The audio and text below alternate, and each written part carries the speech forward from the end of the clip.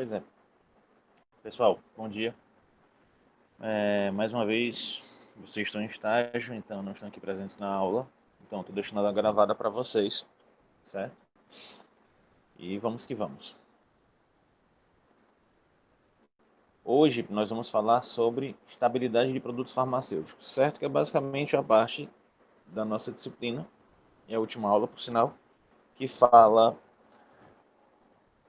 que vai falar sobre a validade desses produtos, como é que você faz os testes de estabilidade para saber se aquela forma farmacêutica desenvolvida ela está ou não está apta, se ela tem ou não tem uma resistência ao tempo, às intempéries, a forma de acondicionar correta, se precisa que ela seja acondicionada sob temperatura baixa, sob temperatura ambiente, qual a resistência dela à umidade, ok?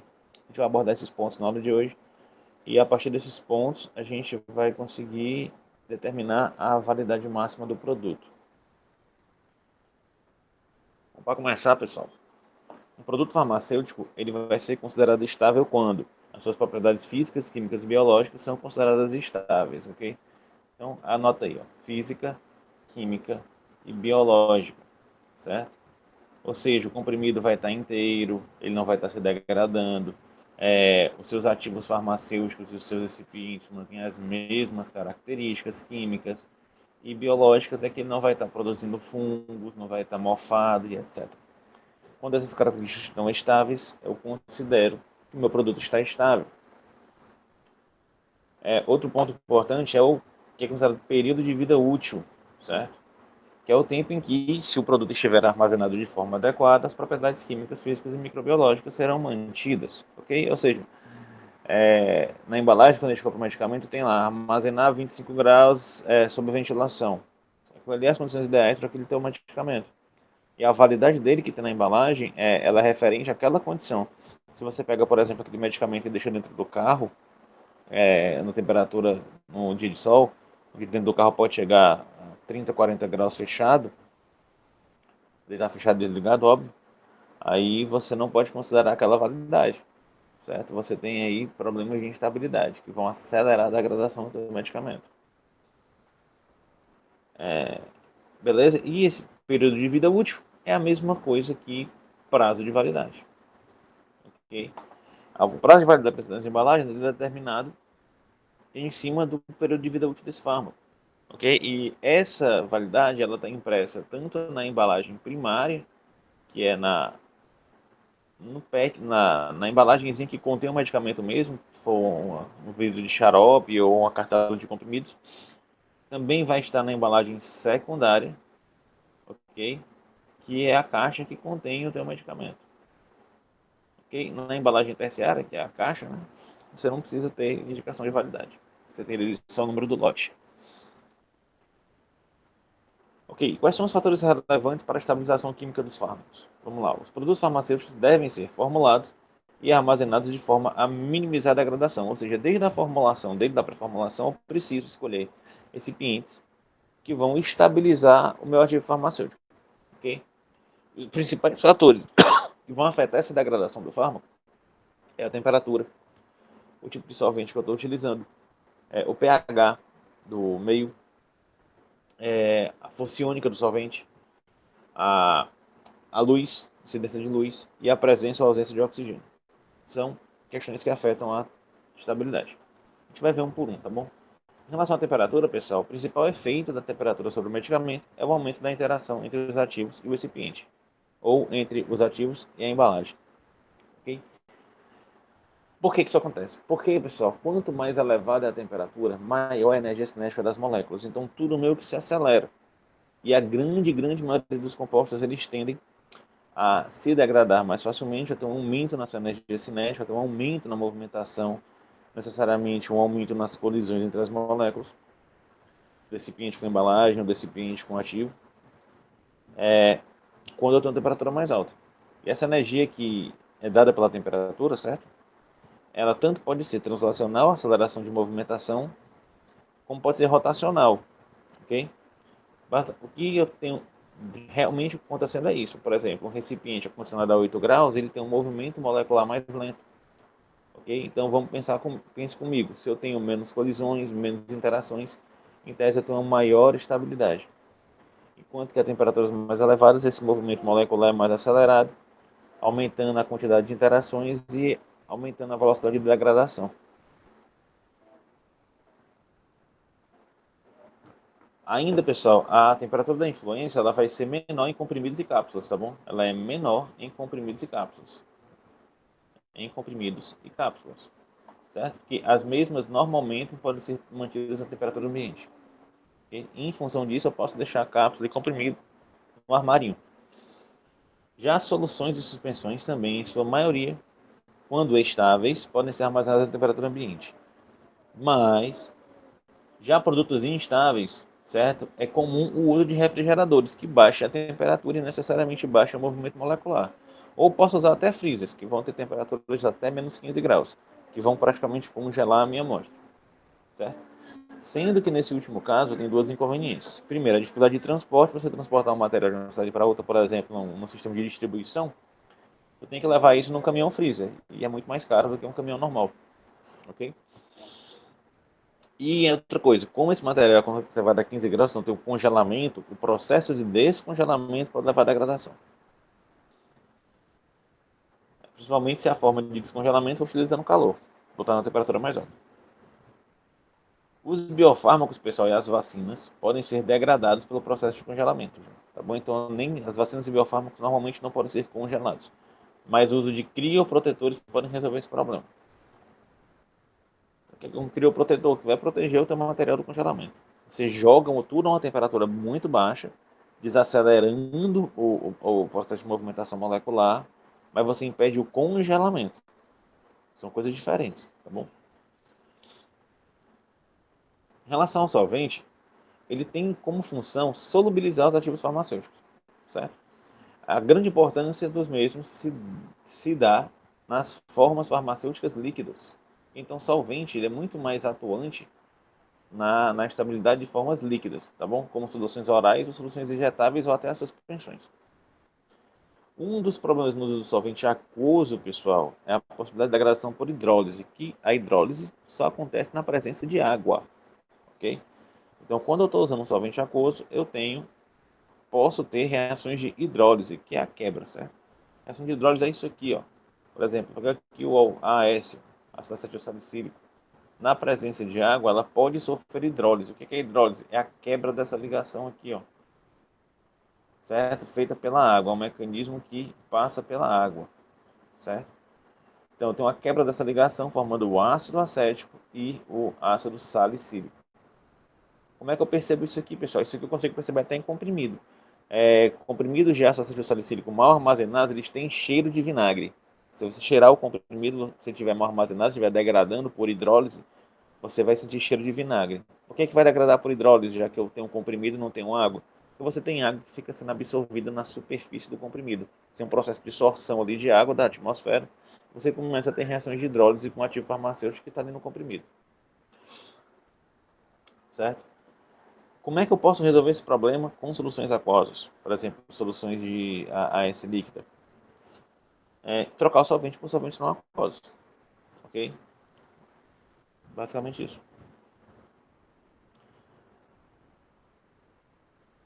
E um comprimido degradando.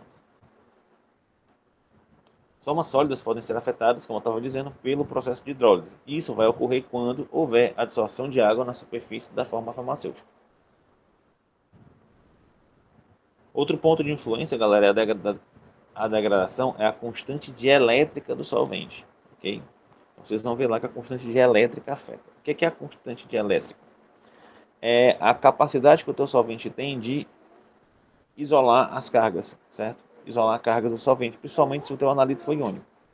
Então, a capacidade que o teu solvente tem de isolar essas cargas, quanto maior for a força dielétrica do solvente, a constante dielétrica, mais ele isola essas cargas. Se essas cargas estão mais isoladas, eu tenho uma interação menor entre elas, eu acabo tendo uma menor degradação. Ok? Então, normalmente, com os solventes com constantes dielétricas maiores, tendem a conservar melhor os seus materiais. Mas, outros fatores, como toxicidade do solvente, certo? ou compatibilidade do solvente com o teu ativo farmacêutico superam em muito o fato do teu solvente ter uma constante elétrica elevada. Então, o foco normalmente na seleção dos recipientes, dos, não é recipiente a palavra, dos, dos adjuvantes e coadjuvantes na pré-formulação e na formulação, é que, em vez de focar na constante dielétrica do solvente, para que eu tenha estabilidade por isolamento de cargas, é melhor focar na toxicidade. Tipo, eu tenho um solvente que tem uma constante elétrica maior, mas ele é mais tóxico, então eu não vou usar ele. Eu tenho um que ele tem uma constante elétrica maior, vai dar maior estabilidade, mas ele é incompatível com o meu analítico. Então eu vou focar na compatibilidade. A constante elétrica é considerada por último. Está tudo igualzinho, eu tenho dois solventes que batem perfeitamente um com o outro, todos os quesitos, mas um tem uma constante elétrica maior e vai dar mais estabilidade, eu seleciono aquele solvente. O que mais? Uma das formas de estabilizar soluções injetáveis, certo? Instáveis, por exemplo, a penicilina, é um caso desse, é fazer a formulação dela na forma de poliofilizado. Eu separo todos os coadjuvantes e adjuvantes do medicamento, os solventes, e eu liofilizo. Certo? O que é o processo de liofilização, pessoal? É um processo de congelamento, tá bom? É uma secagem por congelamento, onde você vai resfriando o teu material e ao mesmo tempo que você vai extraindo toda a água dele. Ele fica seco, sem ter que usar calor. Ele seca esfriando, ok? Aí esse poliofilizado ele pode ser facilmente reconstituído, é só colocar água ou uma solução salina, tá bom? Então depois que eu seco, eu desidrato o meu material, depois eu coloco a água de volta ao normal. Tipo aquelas comidas de astronauta, fruta desidratada e tal, você pode fazer muito isso por processo de liofilização. Certo? Que é um liofilizador, isso é equipamento, tá bom? Então você quer um freezer que vai manter a temperatura baixa e você vai ter todos os pozinhos sendo liofilizados aqui nesses tubetes, tá bom? Ele esfria e puxa a água por uma bomba. Ele vai extraindo toda a água do teu material. Aí você faz a acerola liofilizada, tem o pó da acerola liofilizada, você bota água, suco de acerola. Tem os medicamentos também, tá bom? Que, por exemplo, a forma líquida já é a forma liofilizada. Então você pega o material dessa forma aqui, na forma de poliofilizado, você adiciona água e você reconstitui o teu material para usar na hora, já que ele é instável e você não consegue armazenar bem esse material em condições normais. Então você liofiliza para que ele tenha uma maior estabilidade, vai para a forma sólida, depois você reconstitui na hora do uso. Em geral, as formulações de suspensão, ok, são mais estáveis do que as soluções. Vamos diferenciar. Suspensão, pessoal, é tipo um colóide ou uma emulsão. Bem que não é bem uma emulsão, mas é que eu tenho partículas. Eu consigo observar isso muito bem aqui nessa imagem. Aqui eu tenho uma solução, certo? Solução. E aqui eu tenho uma suspensão. Eu consigo perceber que é uma suspensão porque eu tenho esse efeito aqui da passagem da luz, ó, que é chamado de efeito Tyndall. Certo? Esse efeito Tyndall é porque eu tenho a dispersão da luz pelas partículas que estão em suspensão na minha solução. Ou seja, que é uma mistura heterogênea, na verdade. Só que essas partículas são tão pequenininhas que eu não consigo perceber a diferença de fases. Mas ela existe. Então eu tenho aqui uma mistura heterogênea enquanto na outra uma mistura homogênea. A questão das suspensões serem mais estáveis é que os ativos farmacêuticos normalmente estão protegidos pelas partículas em suspensão. Então, o principal cuidado que eu tenho que ter na degradação é na degradação do ativo farmacêutico, porque é ele que me dá a capacidade farmacológica do meu medicamento. É ele que vai me dar a condição farmacológica de tratamento. Então, se esse ativo se degrada, não tem sentido usar o medicamento. Então, as suspensões, como esse ativo está ocluído normalmente ou dentro dos cristais das partículas de suspensão, estão mais protegidos do que numa solução. Necessariamente, a estabilidade é maior. Em relação à catálise ácido básico, catálise ácido básico, pessoal, é a presença de ácidos e bases no meio, certo? Meios alcalinos e meios ácidos. Certo? Só para lembrar, ácidos são substâncias capazes de doar um próton, por definição de Bronsted. Bom, então, substâncias que doam um próton H+, são ácidos e bases recebem esse próton. Okay? Esse efeito pode ser evidenciado pelo pH, certo? pH, pessoal, é o potencial hidrogênio iônico, ou a escala de íons hidrogênios ou íons hidroxila na solução. certo? Quanto maior esse pH, mais alcalino é a tua amostra, menos ácido é a tua amostra. Quanto menor esse pH, mais ácido é a tua amostra. Isso até o grau 7, tá bom? Vamos lá, vamos entender isso melhor. De 0 a 7, pessoal, eu tenho uma presença de H+. De 7 a 14, eu tenho uma presença de OH-, okay? Que é o hidrogênio e a hidroxila. Beleza? Se eu pensar na água, ó, daqui para cá, essa água está doando próton, certo? Base. Daqui para cá, essa substância, ela consegue ganhar um próton para formar água, característica de base. E aqui ela doa esse próton, característica de ácido. Certo? Vocês estão bem claros nisso? Estou querendo dizer o seguinte: meio alcalino tem uma presença de hidroxilas, meio ácido tem uma presença de hidrogênio, próton. Beleza? Aí, fala de pH vai de 0 a 14, sendo que de 7 para baixo é o meio ácido, de 7 para cima eu considero meio alcalino, tá bom? A catálise ácido básico, o teu medicamento ele vai se degradar mais rápido ou mais lentamente se ele tiver em um desses meios, ok? Aí a gente faz um gráfico para determinar isso bem direitinho. Beleza? Os medicamentos são bastante afetados pelo pH do meio. Já que você já entendeu que tem um pH, seu pH básico. Em solventes aquosos, por exemplo, um ambiente ácido ou básico favorece a reação de hidrólise. Então, posso ter hidrólise ácida e hidrólise alcalina. Okay? O que vai acelerar a degradação de fármacos, já que eu tenho normalmente, num solvente aquoso, degradação por hidrólise. E essa hidrólise é acelerada por ambientes alcalinos e ambientes ácidos. Certo? Então, aqui eu tenho hidrólise ácida, que não deixa de ser simplesmente a quebra dessa ligação aqui. Ok? Ou a quebra dessa ligação. São mecanismos diferentes, mas não cabe aqui a gente discutir mecanismo de reação. Mas ela acontece por meio ácido e por meio básico. Nos dois casos, eu tenho a quebra do éster aqui, tá bom? Formando ácido acético. Ok? Aí, o que é feito? É feito um estudo do efeito do pH sobre a taxa de degradação. Então, eu faço vários experimentos, eu vou alternando o pH e vendo quanto o valor do pH afeta a degradação do meu medicamento.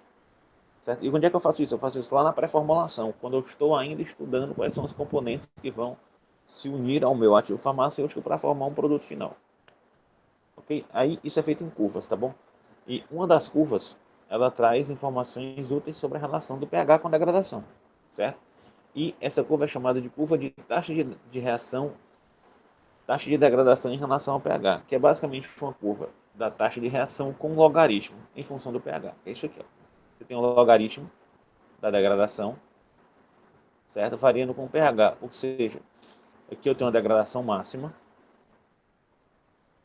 aqui eu tenho uma degradação mínima, e aqui também está uma degradação máxima.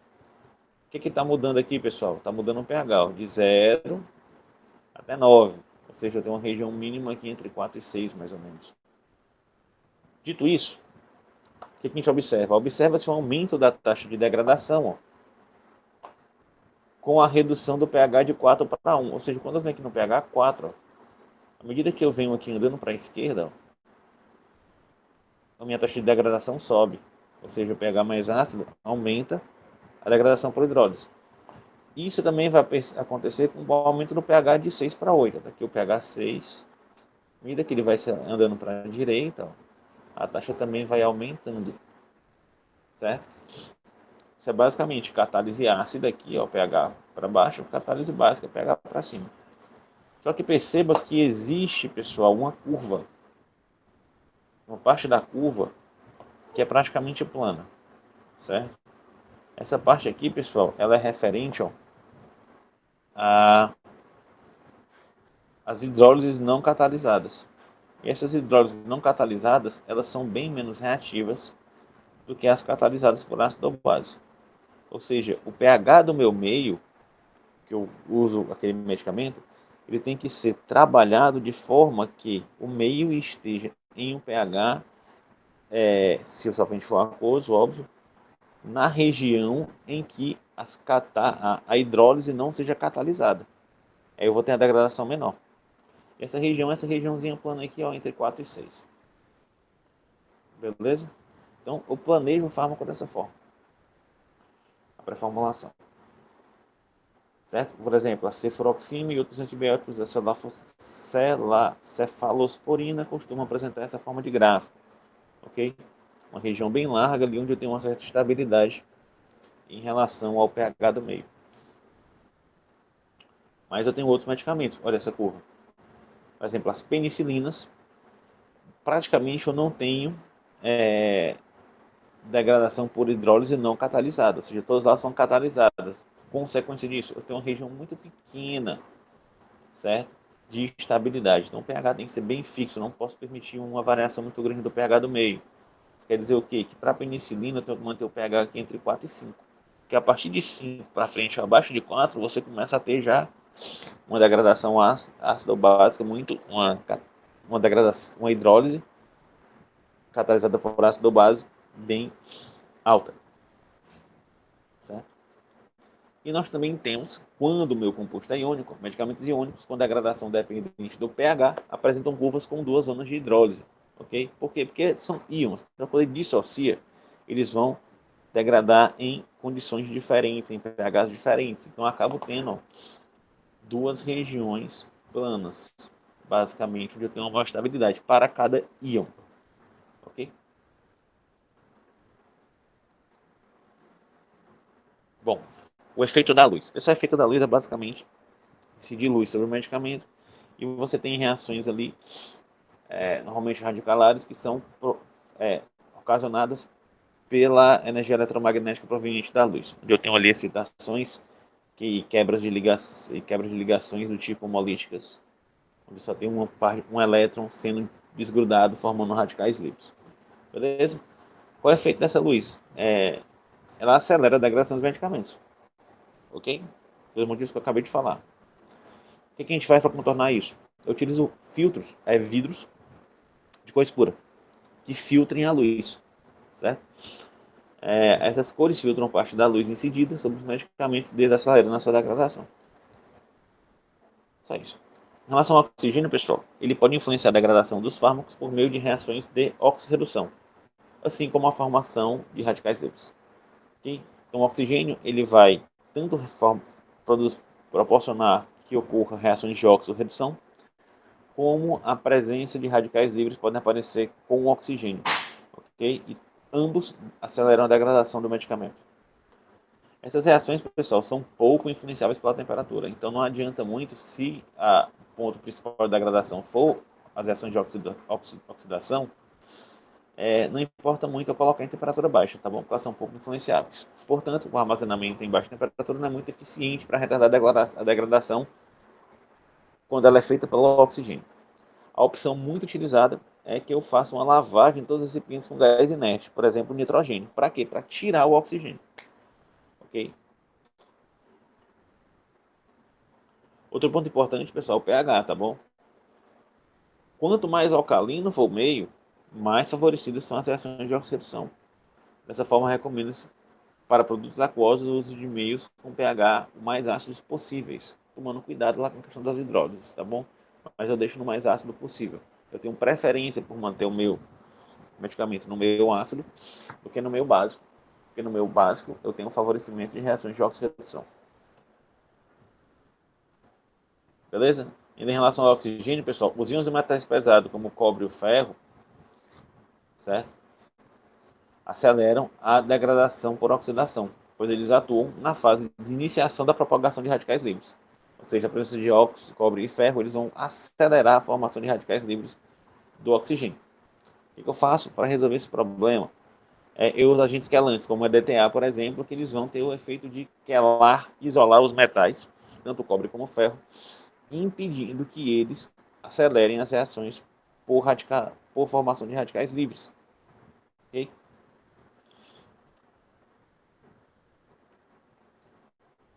O EDTA ainda pode ser usado em conjunto com outros antioxidantes, tá bom? Onde esses últimos têm o efeito de evitar a oxidação. O antioxidante pode atuar de duas formas. Ele vai ou retirar os oxigênios, reduzindo a oxidação, ou ele vai finalizar as reações com radical livre. Porque basicamente no radical livre o que eu tenho? Eu tenho uma molécula lá que está neutra, bonitinha. Aí, por algum motivo, por exemplo, incidência de luz, ela forma um radical livre. Essa molécula de radical livre, ela consegue reagir, sei lá, com qualquer outra molécula, pegando um dos elétrons dela,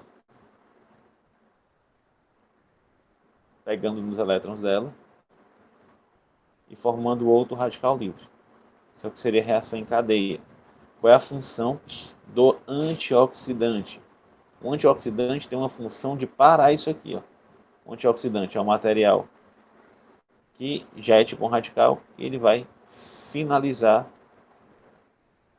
a reação.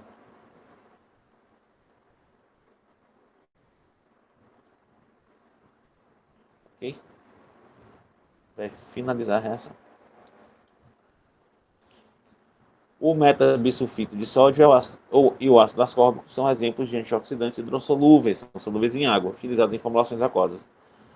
Palmitato de ascorbita, butilhidroxitolueno, alfa-tocoferol são antioxidantes lipossolúveis utilizados em formulações oleosas. Ok? Só para dar uns exemplos aí para vocês. Ok, pessoal? Então, esses são os fatores que afetam quimicamente a estabilização dos fármacos. Enquanto a estabilização física deles. Bom, várias alterações nas características físicas das formas farmacêuticas afetam diretamente a sua estabilidade. Ok? Isso muda a forma física dele. Essas alterações vão desde redução da eficácia até evaporação do produto ou contaminação do produto por parte do recipiente.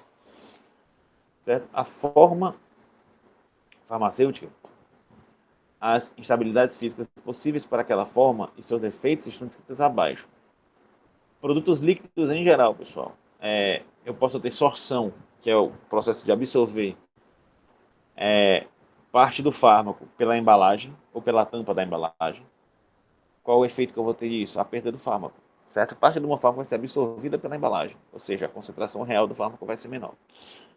Eu posso ter extração de materiais da embalagem ou da tampa para o líquido. Então, a solução líquida, em vez do plástico absorver o líquido, a solução, ele absorve as partículas do fármaco. Consequência, toxicidade.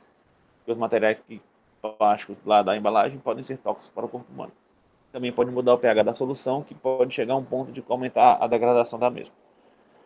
Desprendimento de partículas de frato de vidro, ok? Vai ficar feioso, que tanto o vidro vai ficar todo comido, como você vai ter partículas flutuando no teu medicamento. Evaporação do cloroforme, que é utilizado como conservante, tá bom? E você vai ter basicamente, possivelmente, contaminação microbiana e danos potenciais à paciente na aplicação de injetáveis. Ainda nas soluções, especificamente nas soluções, pode ocorrer a precipitação da droga ou do produto de degradação. Já que está degradando, ele está degradando quimicamente, por exemplo, ele forma um produto. Se eu tiver precipitação ou do meu fármaco ou desse produto de degradação formado, o que, é que eu vou ter? Eu vou ter uma má aparência. Ok? Má aparência se for só do produto de degradação. E também uma perda da eficiência. Já que está degradando ou que está precipitando, ele está saindo da solução e o que vai ser absorvido pelo meu corpo é o que está solúvel. Nas suspensões, a gente pode ter um aglomerado dos sedimentos, porque a suspensão, como eu disse, o sedimento está flutuando ali na tua solução, na tua amostra, no teu fármaco. Ele pode precipitar, aglomerar, formar grânulos, ok? Isso aí vai ter uma inadequação da dosagem, certo? Porque se os grânulos estão maiores, eles estão aglomerados, uma pequena parte do material vai estar mais concentrada que a outra. Então ele tem que estar mais ou menos no mesmo tamanho de partícula e todo disperso igualmente na solução. Por isso que a gente agita antes de usar, tá bom? Além de dar uma má aparência, okay? Também pode ter o crescimento das partículas, o crescimento dos cristais. E vai dar também dosagem inadequada, má aparência e granulosidade. As emulsões e cremes, pessoal, você pode ter separação de fases ou rachaduras. Por exemplo, você tem um creme lá que é meio oleoso, você começa a formar uma película de óleo na superfície do creme. Ou você percebe óleo na superfície do creme e o creme no fundo. Porque isso trata de uma separação de fase dos componentes que formam o creme. Ou ele pode começar a ressecar e rachar. Duas casos dão má aparência e perda de homogeneidade do produto. Pode também ter uma redução na viscosidade. Aí ficar aguado. Mas, ixi, esse bicho que ficou no sol ficou aguado, esse creme. Certo? Características de aplicações tópicas indesejadas. O pessoal gosta de passar aquele cremezinho viscoso, gostoso de passar. Creme aguado, o pessoal logo fala logo que o bicho é fraco. Certo? E quanto menor a viscosidade, eu tenho maior risco de separação de fases, tá bom? As pomadas, pode ter a separação do líquido na superfície, ok? Isso vai dar uma má aparência para elas. Os sólidos, pessoal, a gente pode ocorrer polimorfismo, ok? Polimorfismo é quando eu tenho, formulei e durante o processo de armazenamento você tem uma reorganização da estrutura molecular, formando um polimorfo. Esse polimorfo, ele, como eu já disse em outras aulas, ele vai afetar a taxa de dissolução e necessariamente a biodisponibilidade.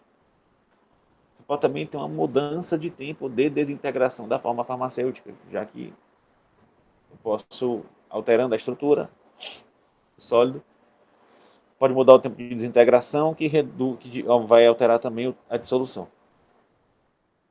Mudanças da resistência à compressão, modificação do tempo de desintegração, quebra de comprimidos revestidos e evaporação da nitroglicerina. O que vai acontecer? Quebrado, pessoal, vai dar má aparência, vai perder a proteção, certo? Frente ao ácido gráfico e além de perder fármaco. Os adesivos transdermais, que são adesivos de pele, tipo salompas, você pode ter perda na taxa da permeabilidade do fármaco. Porque o que é permeabilidade? Ele sai do adesivo e passa para a tua pele. Certo? E você vai ter uma mudança no efeito terapêutico. Você também pode ter uma perda das características de um adesivo, ele perde a cola. Ok? Vai ter falha de aderência com a pele. Inalação e aerosóis nasais. Essas formas farmacêuticas, eu posso ter alteração da distribuição de partículas nas doses requeridas. Por exemplo, o Salsep é um produto de inalação. Cada espremida do Salsep que você dá no nariz é garantido por teste de controle de qualidade que aquela quantidade X de partículas penetre no teu nariz. O que pode acontecer na degradação deles? Você tem uma alteração nessa distribuição de partículas. Ou seja, a dose que eu estou injetando não é a que realmente está indo para lá. Redução do efeito terapêutico. Ok? Então, químicas, a gente fala de pH, vai falar da catálise das reações de hidrólise, vai falar do efeito da luz, vai falar do efeito do oxigênio. Físicas, a gente vai falar de evaporação, de sorção, de adsorção, de precipitação. São características físicas, beleza? Então, tudo isso que eu falei até agora são os tipos de degradações possíveis que vão afetar negativamente a estabilidade do teu material. Mas como é que eu testo isso? Aí fazemos testes de solubilidade. Desculpa, testes de estabilidade. Quais são os objetivos desse teste? É quantificar a cinética de degradação do produto. É eu ter esse valor em número. Quanto que ele está degradando? Certo? De forma que eu possa definir a vida útil, a validade do produto. Esses testes devem ser realizados com um produto exato a ser comercializado. Então, eu tenho que pegar, é o produto final? É o produto final. Então, vamos testar a estabilidade desse cara. Porque o objetivo final é que lá no paciente, ele garanta que aquele medicamento, naquelas condições, seja estáveis. Okay? E, por fim, entretanto, o estudo prévio da estabilidade dos fármacos é necessário no processo de formulação. Okay? Então, eu vou testar, eu tenho que garantir o produto exato a ser comercializado, a estabilidade dele, mas os testes começam lá na pré-formulação. Tá bom? Quanto aos testes de estabilidade, eu tenho dois tipos, certo, de testes. Eu tenho os testes de estabilidade acelerada, onde é feita lá na pré-formulação, certo? Eu tenho uma avaliação da meia-vida por teste de estresse, eu tenho um teste de ciclo de temperatura, eu tenho um teste de fotoestabilidade. Eu tenho também os testes de estabilidade de longa duração. Então, tem um teste de acelerado e de longa duração. Tem aplicações diferentes, mas os dois normalmente são feitos em conjuntos e têm o mesmo objetivo, determinar a estabilidade do teu material. Certo? Nos testes de estabilidade acelerada, na avaliação da pré-formulação, vamos ver aqui a questão da pré-formulação. Na pré-formulação, os fármacos são testados quanto à hidrólise, certo? Efeito de hidrólise, efeito de oxidação e da degradação por luz. Como é que eu vou determinar a degradação do fármaco pela hidrólise? Como é que eu faço esse teste? Eu vou verificar aquecendo soluções aquosas, certo? Vou fazer um aquecimento para acelerar. Tá bom, estou gravando aula agora.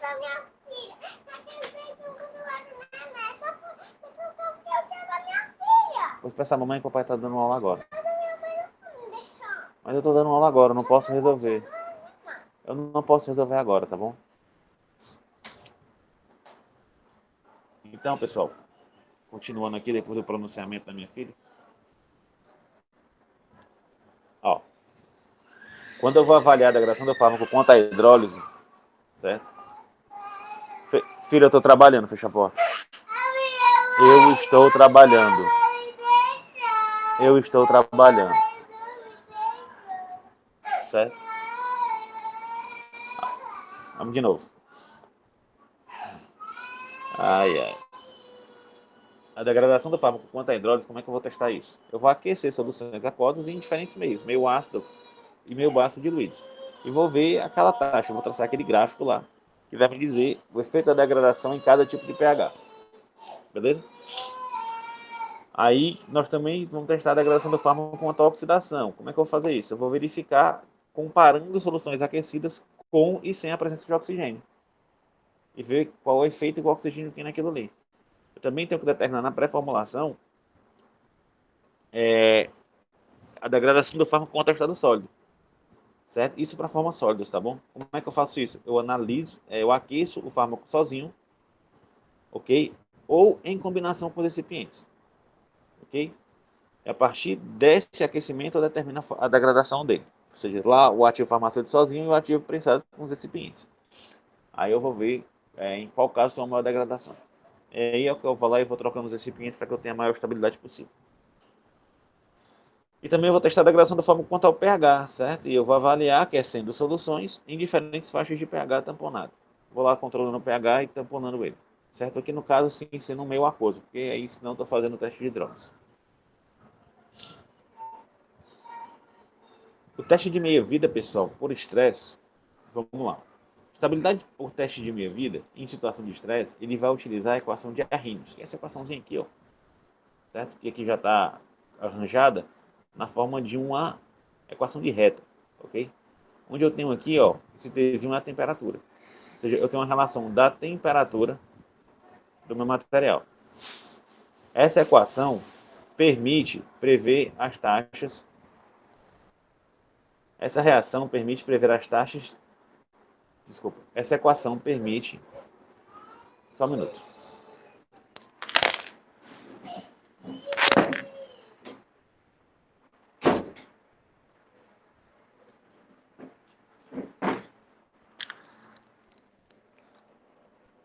Essa equação, pessoal, de Arrhenius, ela permite prever as taxas de reação da temperatura e armazenamento propostas, ok? Utilizando dados colhidos em ensaios a temperaturas elevadas.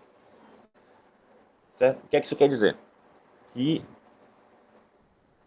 é feito, por exemplo, eu quero testar a estabilidade desse medicamento a 25 graus, ok? Se eu fizer isso no tempo normal, ele vai demorar ali 2 anos para me ver a degradação dele a 25 graus. O que é que eu faço? Eu coloco aquele meu medicamento a uma temperatura de 90 graus, ok? E vejo a taxa de degradação. Aí eu faço isso de novo a 100 graus, a 110 graus, a 80 graus. Então eu crio uma reta, ok? Eu crio uma reta. A partir dessa reta que eu crio na taxa de degradação, eu consigo estipular o tempo que vai demorar para degradar a 25 graus. Okay? Em geral, quanto maior a temperatura, maior a taxa de degradação. Certo? Em geral, a temperatura aumenta, aumenta a velocidade cinética das moléculas, aumenta a taxa de degradação. De modo que é possível utilizar valores de ensaio em temperaturas elevadas, menor tempo de ensaio, ou seja, eu aumento a temperatura, ou acelero a degradação, eu consigo ver a degradação final do produto em menor tempo. Ok? E a partir de variações de temperatura e variações de tempo de degradação, eu consigo estipular, por uma equação de reta relacionada aqui com a range, equação de Arrhenius, o tempo de degradação em condições normais, permitindo a determinação da validade estimada. Só que tem vários problemas com iniciais aceleradas por estresse, certo? E eu não uso eles para fazer a determinação final mesmo, ok? Mas eles dão uma dica, eles dão uma visão lá na pré-formulação e são testes mais rápidos. Então eu consigo utilizar esses testes para meio que ensaiar como é que vai ser a degradação no futuro. Quais são os problemas? Ó? Reações de degradação não significativas para a forma farmacêutica, certo? Impedimento do acúmulo de produtos Por exemplo, essa primeira parte, ó, reações de degradação não significativas para a forma farmacêutica. Como a temperatura é mais alta, o que pode acontecer? Eu tenho degradações que não são referentes à minha forma farmacêutica, que não aconteceriam de forma normal, a 25 graus. Então, eu tenho degradações que não ocorreriam. Ou seja, são dos problemas. Outra coisa, impedimento do acúmulo de produtos de degradação primário, que iriam se acumular normalmente em temperatura ambiente. Ok? Quer dizer o quê? Produto de degradação à temperatura ambiente seria um produto formado. O degrador formou um produto de degradação que pode ou não influenciar na degradação do resto do material. Ok? Ele pode ser inerte depois do material depois que ele se forma, ou a presença dele pode acelerar ainda mais a degradação. A questão a temperaturas elevadas é que eu posso ter ele degradar uma vez, aí o produto de degradação degrada mais uma vez, formando um produto secundário. Aí você tem ali duas variáveis. Ou o produto primário de degradação vai afetar a velocidade de degradação do teu ativo farmacêutico principal, ou o teu produto secundário, que só seria formado em temperaturas elevadas, também pode ou não acelerar a degradação do teu material primário. Aí, esse é um dos problemas, que eu estou aumentando a quantidade de variáveis, o que vai dando incerteza na minha medida. Outro ponto é diferenças cinéticas de degradação para cada temperatura em que a forma é submetida. Temperaturas mais elevadas não vai ter a mesma cinética de degradação do que a temperatura ambiente. Além de redução da concentração de oxigênio. Temperaturas mais altas, a perda de oxigênio é mais acelerada, o que vai alterar a degradação natural automaticamente. Beleza? No entanto, apesar dessas desvantagens, a utilização da equação de Arrhenius para prever a estabilidade da temperatura em temperatura ambiente possibilita uma decisão a ser tomada se o tipo suscetível de formulação particular for suficientemente estável para a produção comercial. Eu consigo ter uma ideia, pessoal, certo? Eu consigo ter uma ideia fazendo os testes acelerados, tá bom? Os ensaios em ciclos de temperatura, ok? São ensaios de estresse também. Só que aqui, em vez de aplicar somente uma temperatura alta e ver a degradação, eu vou fazer ciclos.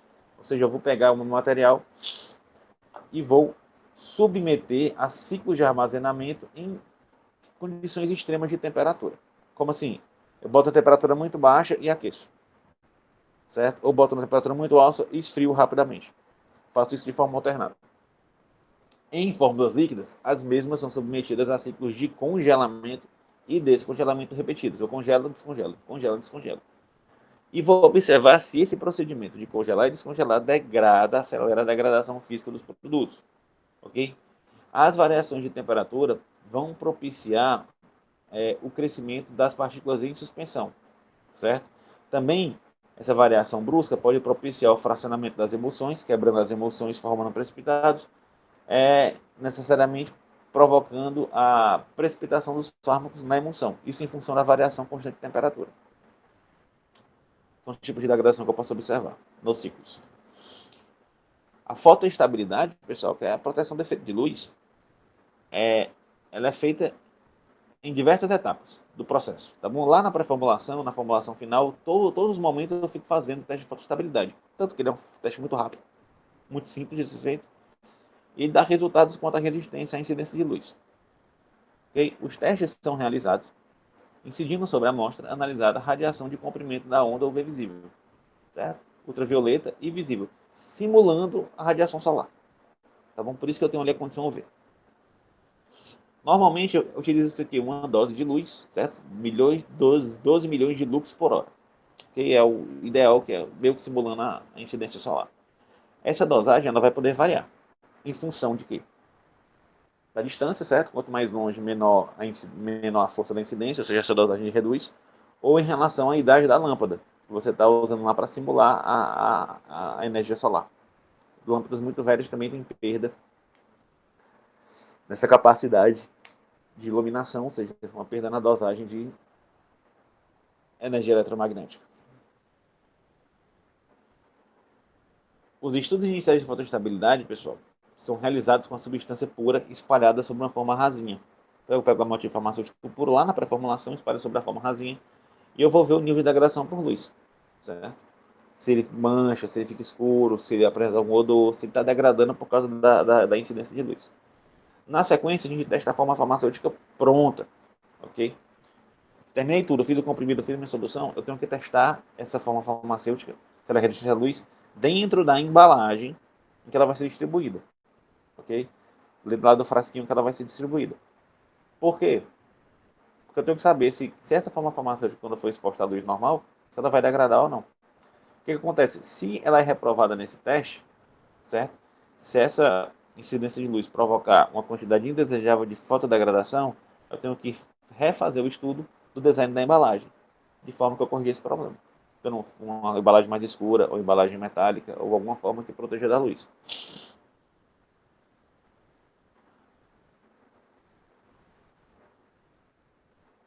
Beleza? Em relação aos testes de longa duração, ok? Então, teste acelerado, você já entendeu. Eu faço testes na pré-formulação e às vezes na forma pronta de forma estressante, de forma fora das condições padrão, para que eu tenha uma resposta mais rápida e isso me dê uma ideia se aquele produto vai ou não para o teste de longa duração. É tipo um pré-teste, beleza? E o que é o teste de longa duração? É um teste que é feito no produto antes dele ser comercializado, ou seja, já passou por todos os testes, agora eu tenho que ver o teste de longa duração, certo?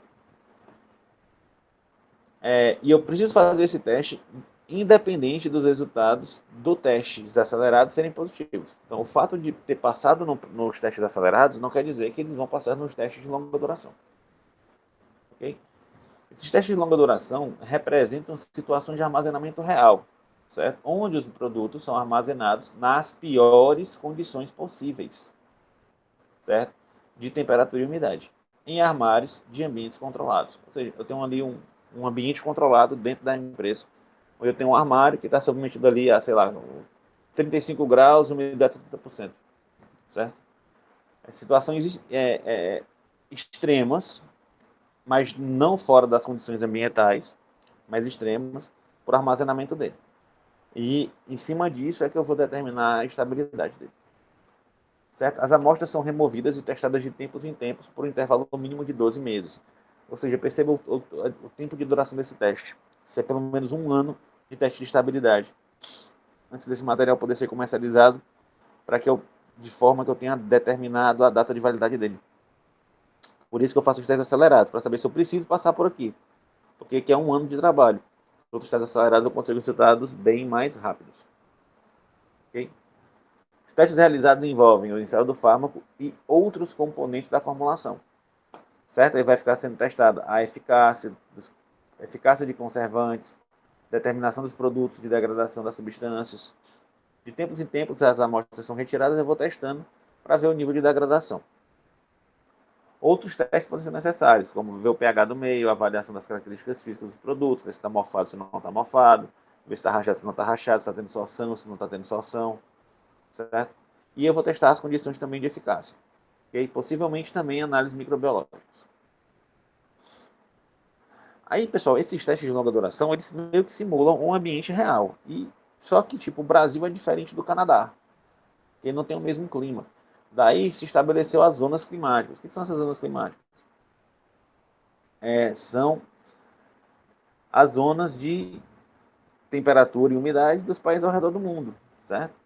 Isso traz o seguinte questionamento: é possível utilizar os mesmos parâmetros de teste dos mesmos medicamentos em diferentes países, já que eu tenho farmacêuticas que são multinacionais, trabalham em vários países, vendem desde os Estados Unidos até a Europa, até a África, até o Brasil, condições de umidade extremas, extremamente diferentes, umidades e temperaturas.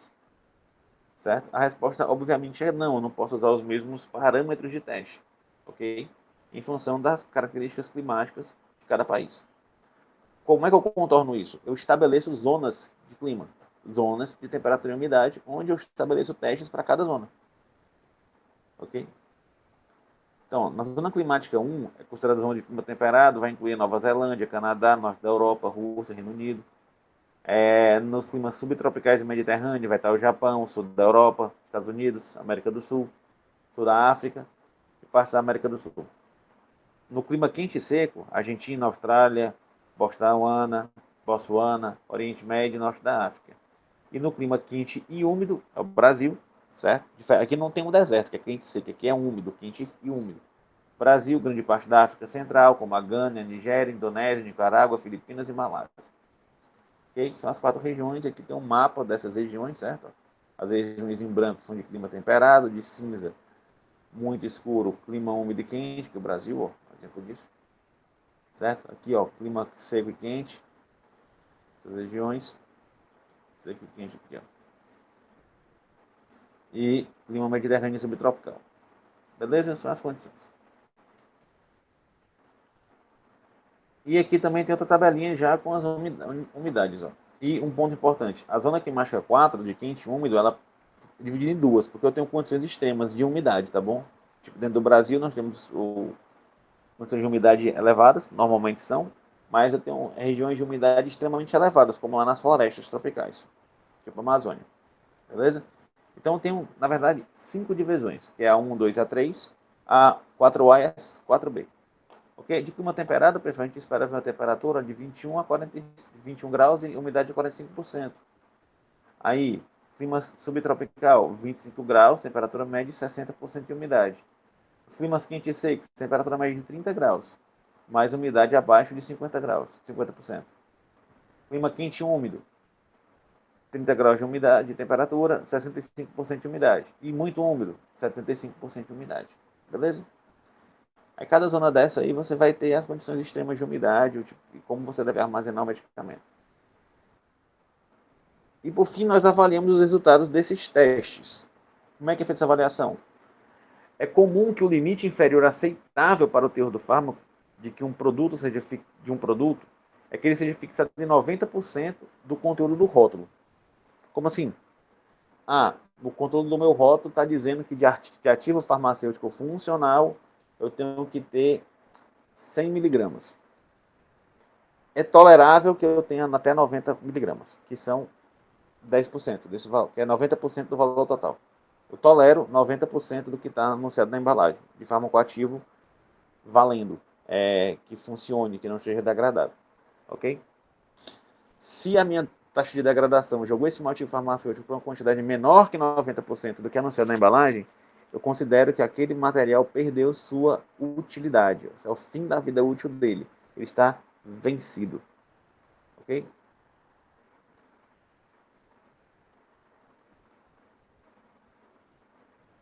Ok? Então, vamos lá. Eu considero o valor fixado como 90% do conteúdo do rótulo do fármaco. Esses 90%, pessoal, não é a concentração do teu material, tá bom? Mas sim, é, já que varia em relação à concentração, à fabricação. Deixa eu reformular isso aqui. Esses 90% não tem a ver com a concentração do teu ativo farmacêutico, e sim com a quantidade de degradação. Eu não posso admitir uma degradação superior a 90%. Certo? São vários testes estatísticos, ok? São utilizados de forma a garantir a quantidade mínima de 90% do fármaco, seja mantida até a data de validade. Por exemplo, em um sistema de ordem zero, certo? O sistema de ordem zero é cinética de ordem zero, onde eu tenho uma relação da degradação com a concentração do ativo. E eu posso utilizar a equação de Reta para dar concentração em função do tempo, onde é traçada uma reta na qual sua regressão linear permite que seja determinado o tempo máximo em que a concentração do fármaco permanece acima de 90%. Então, cinética de degradação é eu vou observando a porcentagem de degradação em função do tempo. Certo? E quando eu vou pegando a líquidos em função do tempo, eu vou vendo a inclinação dessa reta. Que tipo assim, ó. Vamos considerar o fármaco hipotético de cinética de ordem zero. Então, você está vendo aqui esses pontinhos, ó. A potência do meu medicamento, a potência ativo farmacêutico, aqui no início, ó, era de acima de 100%, era 102%. 5 meses depois, mais ou menos, ó, ela desceu para de 90%. Eu fui pegando aqui de 3 em 3 meses, mais ou menos. Fiz várias análises no período de espaço de 25 meses, aproximadamente 2 anos. Ok? Fui pegando aqui, ó, de tempos em tempos, amostras. Essas amostras, pessoal, quando eu coloco elas no gráfico do tempo que eu peguei em função da potência do meu medicamento, elas têm variações, ó. Ok? Então, eu traço uma reta que passa pelo meio dessas moléculas, e a partir desse ponto eu tenho uma regressão linear. Agora, observe o seguinte. Eu tenho dispersão, ó. Essas amostras não estão exatamente em cima da reta que é passada. Essa dispersão é um problema, certo? Porque eu não posso afirmar que essa reta aqui corresponde à realidade do meu fármaco. Ou seja, esse ponto aqui, ó, da reta, onde eu tenho os 90% de degradação, os 90% de potência máxima, eu não posso utilizar essa relação tempo-potência em cima da reta para determinar a validade. Por quê? Porque eu tenho dispersão. Então o que é que eu faço? É feita um intervalo de confiança de 95%. 5% para cima, 5% para baixo. Certo? Então eu tenho aqui a minha reta e o intervalo de confiança dessa reta.